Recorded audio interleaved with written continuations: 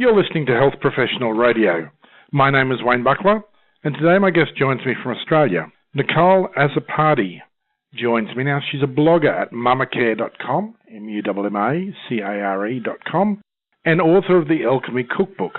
She's also a speaker at this year's Mind International Forum 2016 Conference and Expo in May, and at that conference, world experts will be presenting to parents and patients and carers and educators on nutritional and environmental medicine, nutrient therapy, bio-individual diets, nutritional psychiatry, brain plasticity, natural and neurotherapies.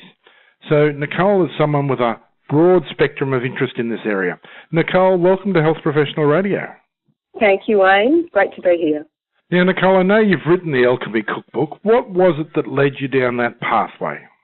Well, Wayne, when our daughter was born, she was born via cesarean section, and very soon after, my wound became infected and we were readmitted into hospital, and I received 5 days of intravenous antibiotics and then 2 weeks oral antibiotics.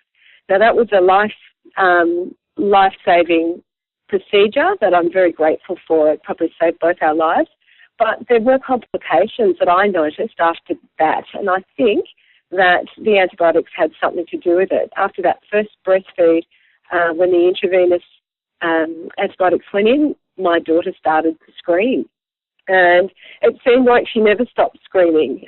She seemed to be in pain, and she was a poor sleeper. There was lots of unknowns, as there are when you have a new baby. Mm-hmm. But by 11 months, she was 11 months old when she was diagnosed anaphylactic to egg, nut, and sesame. So at that point, I sort of thought, oh, okay, thank God. We know that there is something wrong. I'm not crazy. And to be honest, those foods went out of my breastfeeding diet, and we were 50% of the way there. Stevie was feeling much, much better, but there were still other things going wrong. She was constipated. She seemed unsettled. Her sleep had not improved. She was getting hives around the mouth for basic everyday foods, broccoli, miso soup, healthful foods that I just couldn't understand. I kept wiping her hide. I was wondering where the allergens were. I'd eliminated them from my house, from my diet.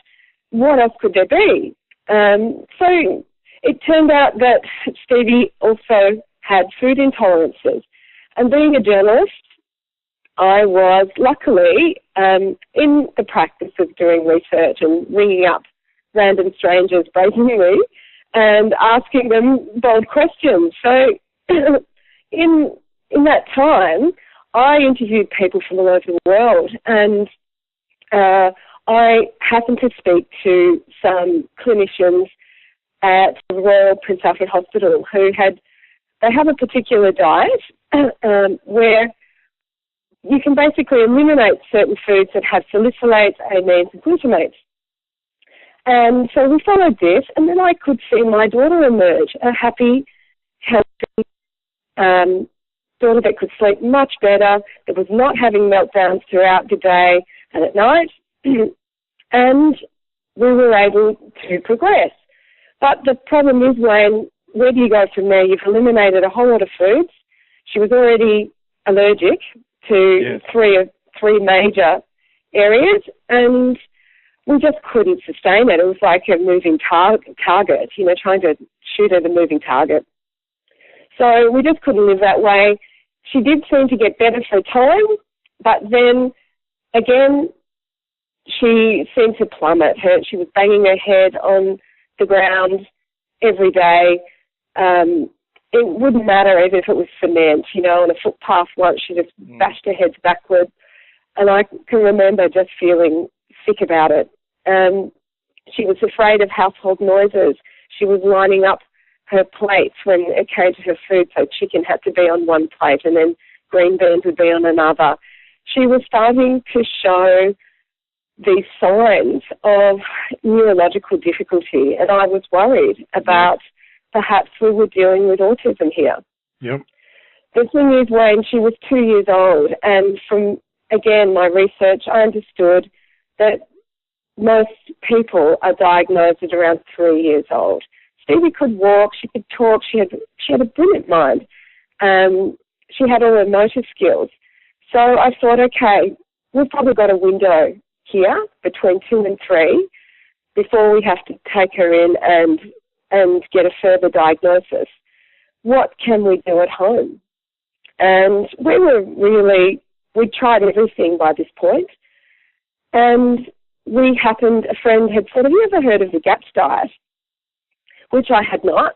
But are you familiar with the GAPS diet, Wayne? Well, this is the one they use to eliminate potential problem foods, isn't it? Well, yes. It stands for gut and psychology syndrome. And it was authored by a neuroscientist, actually. She was a neurosurgeon whose child was diagnosed with autism, and finding that there were no answers for her in her own profession, she retrained and became a nutritionist. So she then put her own child on this particular diet. It's a gut healing diet. She was one of the first people to ever make me aware of the fact that the gut and the brain are connected. And so then I started to realise, okay, perhaps this is not autism here, a classical autism. Perhaps my daughter is displaying signs of gut dysfunction. So with nothing else to try, we embarked on this GAPS diet. And lo and behold, here we are 2 weeks in, and my husband and I are looking at each other, and the screaming at night hadn't started. It was 10 o'clock. We were saying, gee, Stevie's normally started screaming by this point, which she would wake up screaming in the middle of the night 3 times a night, every night. And, we'd just eliminated grain from her diet. We'd started her on soups, stews, fermented foods, probiotics. And the change has been transformational. She no longer shows any signs of autism. She has no food intolerances. And she, by about 1 year into the GAPS diet, on subsequent visits to her paediatric allergist, she no longer needs her EpiPens. She eats eggs. She eats sesame. Peanut is the final allergy to go. And she eats all nuts. So she's still got a peanut allergy, but I am hopeful that as her immune system strengthens, as her gut heals, given we know that 80% of the immune system is held in the gut wall, as a mum, it makes sense to me that perhaps we need to heal the gut. It is fascinating, Nicole, that I've spoken to several researchers and senior clinicians recently about Crohn's disease and about other gut-related inflammatory diseases. And I do get a sense that the research is leading us to what's going to be another bold new breakthrough. A bit like ulcers, 30 years ago, the hospitals were full of men with stomach ulcers and they were having surgery and bland diets. And then one day someone discovered, oops, one antibiotic and it's all fixed. I do think we're on the verge of some extraordinary research outcomes around the way our guts work, and particularly to do with gut flora. I'm fascinated by the idea that everything we eat is eaten by our gut flora before we get it. And I think we will find spectacular research coming out about that, particularly, as you say, prior to antibiotics. You had the gut flora when you died, pretty much that you had when you were born with. You didn't ever kind of sterilise your bowel and start again. But as you're saying, with antibiotic doses, you do alter that behaviour in your gut quite regularly, I think. And how very exciting is this for us as patients and for clinicians? And to be honest, as a journalist and someone who finds writing easy, I couldn't help but start to document these changes. And so I took my iPhone, and every time we ate something, I took a snap of it. And bit by bit, throughout this 2-year experience, I chronicled our daughter's recovery, and it was these posts on a Facebook page, which was a support page, just for people who may need to eat egg-free or nut-free, or there came the Alchemy Cookbook, Transforming Food into Medicine. And where is that available, Nicole? Now that is available via our website, so mummacare.com, or you can order it on Amazon. I am sure that will sell well for you for a long time to come, but congratulations on having got from the way I do things, a few scrappy notes on an iPad to a book. That's a major journey to take, and congratulations on getting to that end. Thank you. I mean, the most rewarding thing, Wayne, is that this book is changing lives. It is stepping people through an experience, and it's showing them beat by beat how some sort of gut-brain transformation and healing can occur. It is very much in the hands of mums and dads and carers.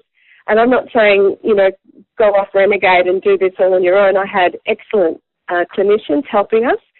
But how wonderful to have this kind of support in between doctor's visits and to just show you that it's possible. It's not possible for everyone, this kind of outcome, but it was definitely possible. And every day I hear more and more parents telling me that their children are feeling better. They might not have total recovery, some do, many do. But this kind of evidence is still very, very valid. It's the qualitative evidence from parents that I would really love for more clinicians and the public to take notice of. And it's, in terms of health politics, it's not an area that tends to get a lot of funding because there isn't a patentable drug at the end of it that can fund a whole lot of research. No one's going to come along and get TGA approval on broccoli because it's already there. So kudos to you for taking the time and effort to document it, and congratulations on publication of the Alchemy Cookbook. And thank you for sharing your time and story with us today on Health Professional Radio. Thank you, Wayne. Thank you, everyone. Nicole Azzopardi, blogger at mummacare.com and author of the Alchemy Cookbook, has been telling us the story of her family's journey to do with issues associated with food allergy. Let's put it that broadly to start with. Now, the good news is if you missed the interview, there is a transcript on our website. There is also a SoundCloud and a YouTube archive of the audio of the interview, and you can access all of those from the Health Professional Radio website at www.hpr.fm. If you'd like a copy of the Alchemy Cookbook, or you'd like to know more about Nicole Azzopardi's journey, head off to www.mummacare, MUMMACARE, mummacare.com, and you'll find all the information you need there. Thank you for being with us today on Health Professional Radio. My name is Wayne Bucklar.